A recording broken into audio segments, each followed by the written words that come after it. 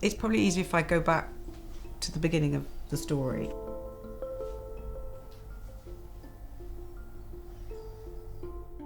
It goes back all the way to the summer of 2012. So I was a working producer, I had 2 small children, living in London, doing the crazy commute and the crazy life. I was successful, I was doing well, I had a freelance job that was going exactly the way I wanted it. I was doing training courses, everything was going well. But in October, on the 1st of October, everything changed. So all my plans just went flying out the window. I woke up, opened my eyes, and as I looked around my room, I realised 70% of my vision had just gone. It was actually my daughter's birthday that morning. So while she was ripping open presents on the living room floor with my husband and her baby brother, we were making phone calls also in the background to get them taken care of because we knew I was going to hospital. All in all, it took 72 hours for that dimmed vision to continue to dim, and it got in. I had a sort of a circle of light that was left, and it got smaller and smaller and smaller and smaller and smaller until literally I was left looking through a pinprick, and that was the only vision I had. And then overnight that went as well. When your life is wiped out in a weekend, what was extraordinary for me was the way that my friends and family rallied, and people just came. They came to the house, and my relatives would just turn up. My sister-in-law just moved in and looked after my children. My father was here, and my mother was here.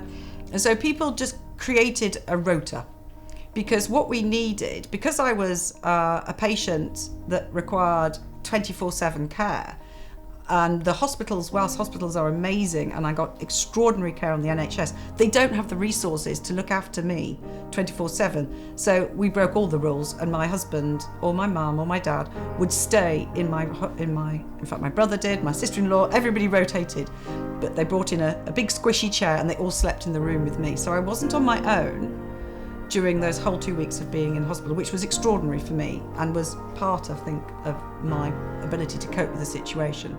And so people came in and they ran my life, they ran my house for me.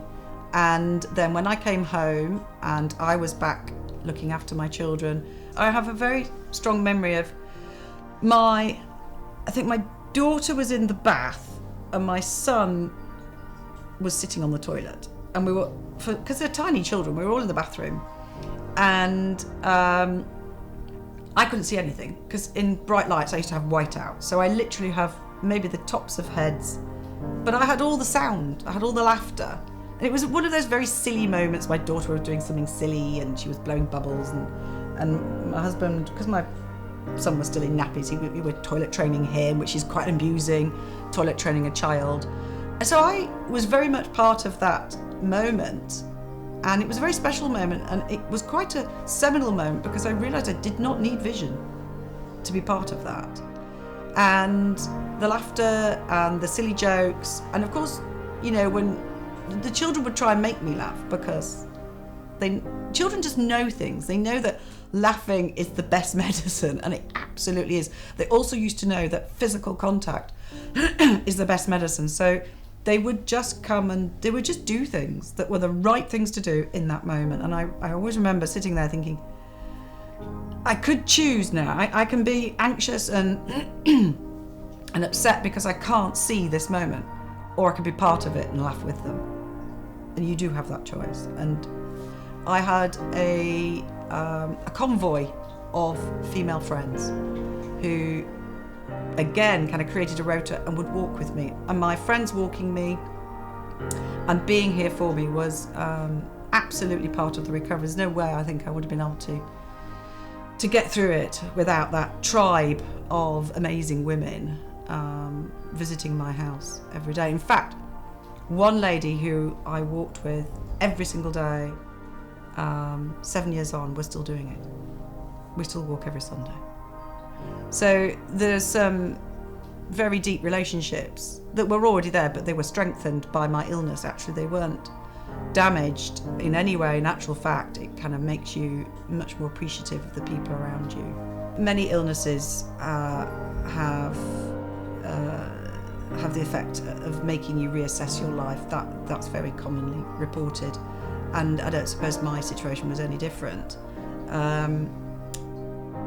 You have a choice after an illness, and one that's life-changing, or in whatever scale that is, a small amount or a large amount. You can decide what you do. And so I suppose for me, I've always had this mentality that if this illness was going to come along and wipe out my vision and change my life, then I was going to decide where it was going to go. And if it was going to take away one career, then I wanted another career instead of that. And so that's kind of my angle on it. I flipped the situation, I suppose, and found the opportunities within that situation, because that's one thing I suppose I've learned, is that our opportunities absolutely everywhere, but they're just not always obvious. They don't have labels attached to them, and you have to go and hunt them out. And so my illness, in a weird way, became a springboard, and that became the opportunity to investigate my visual system, to investigate how and why we see the way we do, perception.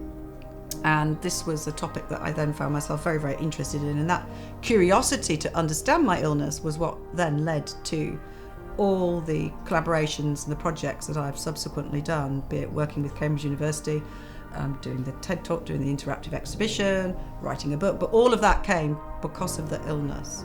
That wouldn't have happened if I hadn't have had that illness. So that was, I suppose that's the outcome. That's what I got out of it.